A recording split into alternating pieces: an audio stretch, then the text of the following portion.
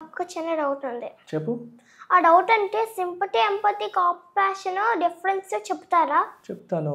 Sympathy అంటే నీ friend ఎవరైనా బాధపడుతుంటే వాళ్ళని చూసి నువ్వు కూడా బాధపడ్డావు అనుకో, అది సింపతి. ఫర్ ఎగ్జాంపుల్ నీ ఫ్రెండ్‌కి దెబ్బ తగిలింది.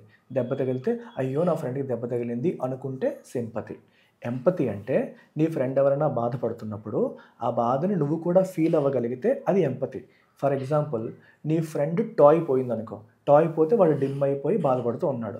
అది చూసినప్పుడు నువ్వు కూడా టాయ్ పోయినప్పుడు నువ్వు అలాగే బాధపడ్డావు. అది నీకు గుర్తొచ్చింది. అవును, టాయ్ పోతే ఎంత బాధ ఉంటుందో నాకు తెలుసు అని ఫీల్ అయ్యావు. అది ఎంపతి.